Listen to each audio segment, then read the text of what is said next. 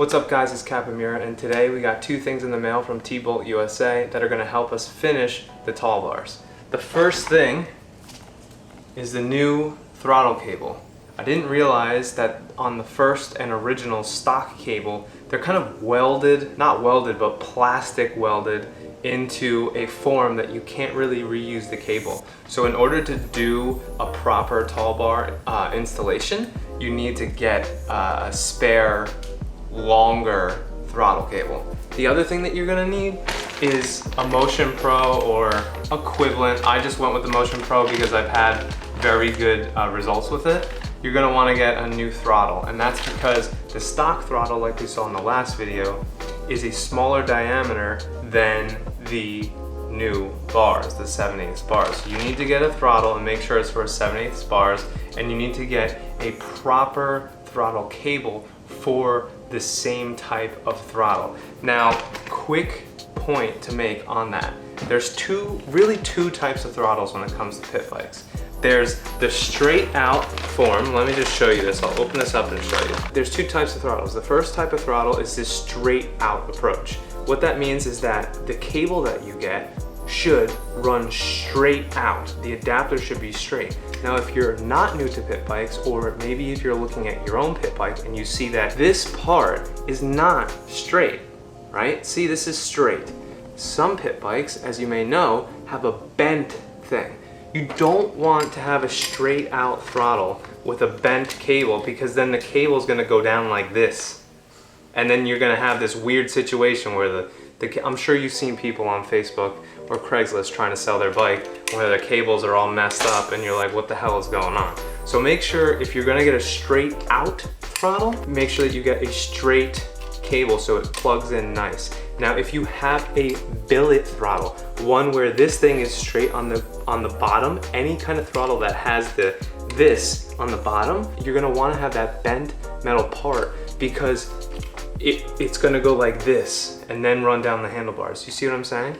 So hopefully we can get this on, hopefully I can get it running. The next thing that we're gonna have to do, and it's probably gonna be filmed tomorrow because I'm gonna get the parts tomorrow, we're gonna have to rewire new switches or install new switches for both the kill switch and the push button start for the DRZ70. It's something that you really should pay attention to, because the old switches, the OEM switches, are meant, again, for that thinner diameter bar and won't fit on the 7 3/8. Yes, you can rig something up and make all this work on the 7/8 bars, but it's gonna be sloppy and it's gonna look terrible. So let's get this started. Enjoy, hit the like button and subscribe. Peace.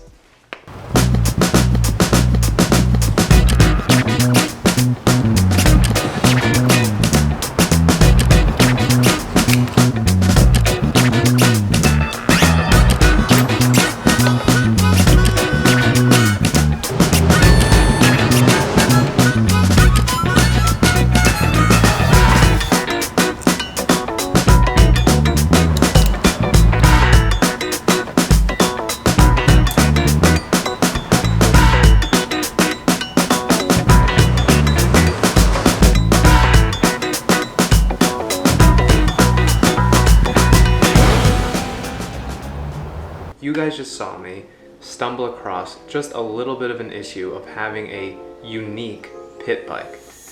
What I found was that the throttle cable is slightly different from a CRF50 to a DRZ70, which means the aftermarket cables are slightly different as well. The length of the cable was absolutely fine. The problem was with the exposed wire on the end that goes into the carb.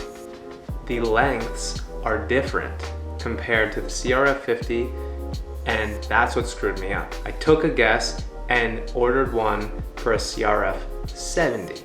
Now, the cable length was great, like I said. The only problem was the exposed length of the cable that goes into the carburetor was too short, which means that when I started the bike, which I did off camera, it revved like crazy and I had to shut the bike off because it was just pretty much 3/4 full throttle, because it was pulling the needle in the carburetor all the way up pretty much the whole time.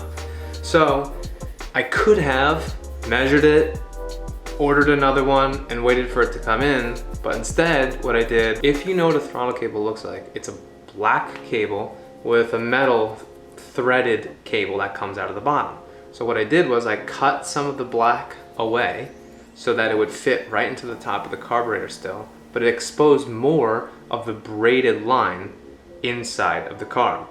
I measured that to make sure that the float or needle touched the bottom and wasn't getting pulled by the throttle. This could also be solved by having one of the throttle cables that has the adjustments in the middle of the cable. I didn't order one of those because I'm an idiot. I should have, but that's my problem. Anyways, now it's complete, the handlebar kit is on, and I only have one more thing to do, but I'll show you that in the next video. I hope you guys enjoyed it. Hit the like button, subscribe if you're new, and stay tuned for another video. Peace.